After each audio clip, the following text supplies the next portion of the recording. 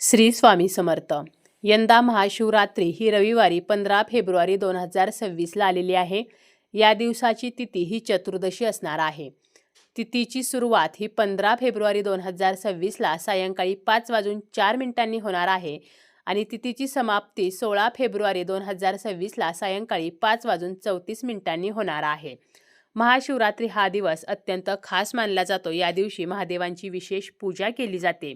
तर ही पूजा कशी करायची आहे? पूजा सकाळी करावी की संध्याकाळी? 4 प्रहर ही पूजा केली जाते, म्हणजे 4 वेळेला आपण ही पूजा करू शकतो.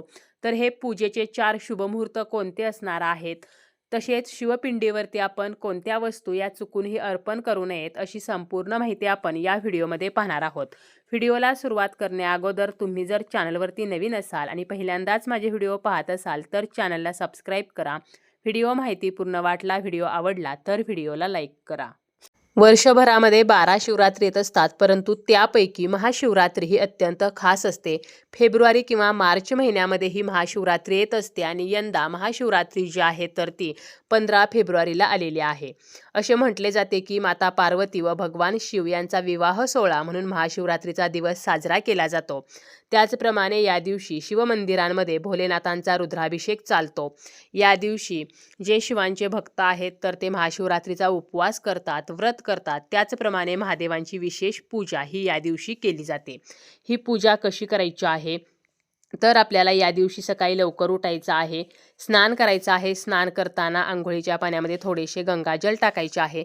जर आपल्याकडे गंगाजल नसेल तर चिमूटभर हळद टाकायची आहे, ज्यामुळे आपल्या मनातील सर्व प्रकारची नकारात्मकता नष्ट होईल. त्यानंतर शक्य झालं तर आपल्याला या दिवशी पांढऱ्या रंगाचे वस्त्र परिधान करायचे आहे, कारण पांढरा रंग हा भगवान शंकरांचा आवडता रंग आहे आणि त्यांना शांत करणारा सुद्धा रंग आहे.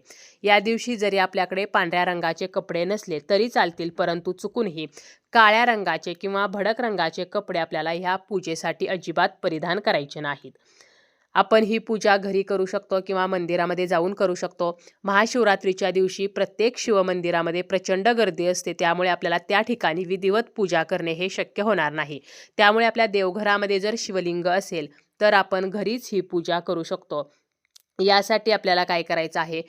आपल्याला ज्या वेळेमध्ये पूजा करायची आहे, ज्या शुभमुहूर्तावरती ही पूजा करायची आहे, तर त्या वेळेमध्ये आपल्याला ज्या ठिकाणी आपण पूजा मांडणार आहोत त्या ठिकाणी एक पाट किंवा चौरंग मांडायचं आहे. त्याभोवती छान अशी रांगोळी काढायची आहे. त्यावरती पांढऱ्या रंगाचं कापड अंतरायचं आहे.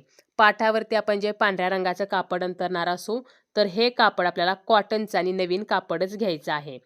त्यानंतर सर्वप्रथम आपल्याला एक दिवा लावून घ्यायचा आहे. आपण तुपाचा किंवा तेलाचा दिवा लावून घेऊ शकतो. त्या दिव्याला हळदी कुंकू वाहून आपल्याला त्या दिव्याची पूजा करायची आहे. फूल आपल्याला त्या दिव्याला व्हायचं आहे. त्यानंतर सर्वप्रथम आपल्याला गणपती बाप्पांची पूजा करायची आहे.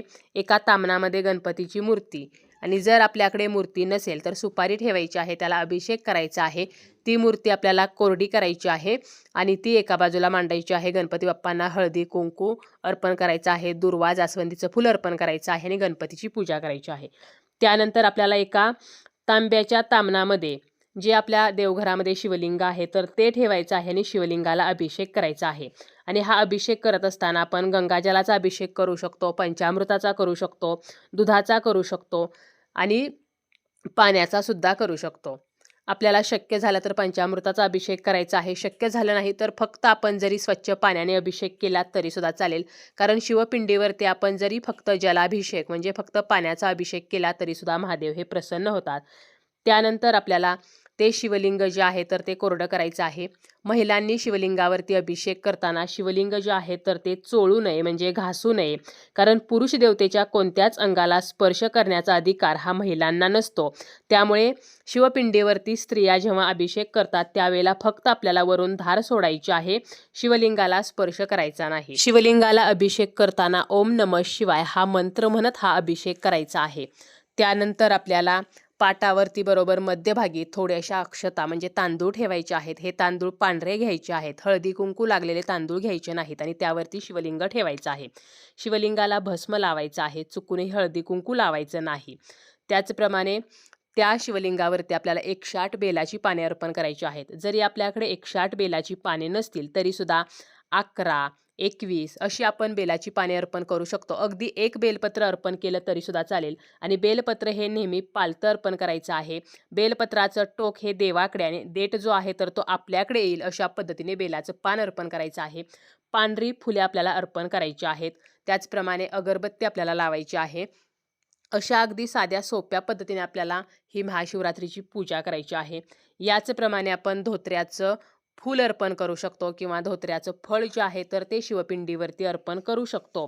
कारण धोत्र्याचं फळ किंवा धोत्र्याचं फूल जे आहे तर ते शिवांना अत्यंत प्रिय आहे. नैवेद्य म्हणून आपण पंचामृत ठेवू शकतो, खडीसाखर ठेवू शकतो किंवा फळे ठेवू शकतो. तर नैवेद्य सुद्धा आपल्याला या पूजेमध्ये आवर्जून ठेवायचं आहे. महाशिवरात्रीची पूजा ही सकाळी करावी की संध्याकाळी करावी, तर शिवांची पूजा ही प्रदोष काळी म्हणजे संध्याकाळच्या वेळेला करणे हे अत्यंत शुभ मानले जाते. आणि यंदाचे जे 4 प्रहरचे शुभमुहूर्त असणार आहेत तर ते असे असणार आहेत. प्रथम प्रहर पूजेचा मुहूर्त असणार आहे 15 फेब्रुवारीला संध्याकाळी 6:11 ते रात्री 9:22 द्वितीय प्रहर पूजेचा शुभमुहूर्त 15 फेब्रुवारीला रात्री 9:22 ते मध्यरात्री 12:34 तृतीय प्रहर पूजेचा शुभमुहूर्त हा 16 फेब्रुवारीला रात्री 12:34 म्हणजे 15 फेब्रुवारीच्या रात्री जेव्हा 16 फेब्रुवारी चालू होईल तर त्यावेळेला रात्री 12:34 ते पहाटे 3:46 असणार आहे. आणि चतुर्थ प्रहर पूजेचा शुभमुहूर्त हा 16 फेब्रुवारीला पहाटे 3:46 ते सकाळी 6:59 म्हणजे 7 वाजेपर्यंत असणार आहेत. तर हे 4 प्रहर शुभमुहूर्त असणार आहेत. त्याचप्रमाणे अत्यंत शुभमुहूर्त ज्याला निशित काळ म्हटलं जातं तर तो असणार आहे रात्री 12:05 ते रात्री 1:01 म्हणजे 15 फेब्रुवारीची जी मध्यरात्र असणार आहे जेव्हा 16 फेब्रुवारी सुरू होणार आहे तर त्यावेळेला रात्री 12:05 ते रात्री 1:01 हा अत्यंत शुभमुहूर्त असणार आहे. तर या वेळेमध्ये सुद्धा आपण ही पूजा करू शकतो. बेलपत्राशिवाय महादेवांची पूजा अपूर्ण असते, त्यामुळे पूजेमध्ये बेलाची पाने ही असायलाच हवीत. बेलपत्र आणि जल हे भगवान शंकरांना शांत ठेवण्याचं काम करतं. त्याचप्रमाणे बेलपत्र तोडताना झाडाला नुकसान पोचणार नाही याची आपल्याला काळजी घ्यायची आहे. एक बेलपत्र व्यवस्थित तोडायचं आहे आणि हे तोडत असताना ओम नमः शिवाय म्हणत आपल्याला ते तोडायचं आहे. त्याचप्रमाणे बेलपत्र जे आहे तर ते व्यवस्थित असावे, त्रिदली असावे, म्हणजे बेलाची 3 पाने एकत्र असतात तर असं हे बेलपत्र असावं. तुटलेलं बेलपत्र शिवपिंडीवरती अर्पण करू नये. अगदी आपल्याला बेलाचं पान मिळालं नाही तरी इतर व्यक्तींनी जी बेलाची पाने अर्पण केलेली असतात तर ती बेलपत्रे स्वच्छ धुवून आपण पुन्हा अर्पण करू शकतो. मंदिरामध्ये जर आपण दर्शनासाठी गेलो आणि आपल्याला बेलाचं पान मिळालं नाही तर त्या ठिकाणी असलेलं बेलपत्र घेऊन ते स्वच्छ धुवून आपण जरी अर्पण केलं तरीसुद्धा महादेव प्रसन्न होतात. काही वस्तू मात्र शिवपिंडीवरती चुकूनही अर्पण केल्या जात नाहीत, जसं की हळदी कुंकू. आपण शिवलिंगावरती भस्म किंवा चंदन अर्पण करत असतो. हळदी कुंकू हे सौभाग्याचे आहे आणि महादेव हे वैरागी आहेत, त्यामुळे हळदी कुंकू शिवलिंगावरती अर्पण करू नये. उकळलेलं दूध किंवा पॅकेटमधील दूध अर्पण करू नये, तर कच्चे दूध अर्पण करायचं आहे. नारळ पाणी हे सुद्धा शिवपिंडीवरती अर्पण करू नये. केवड्याचं फूल हे सुद्धा महादेवांना अर्पण केलं जात नाही, कारण केवड्याला महादेवांचा शाप होता. त्याचप्रमाणे तुळशीपत्र हे चुकूनही आपल्याला शिवलिंगावरती अर्पण करायचं नाही.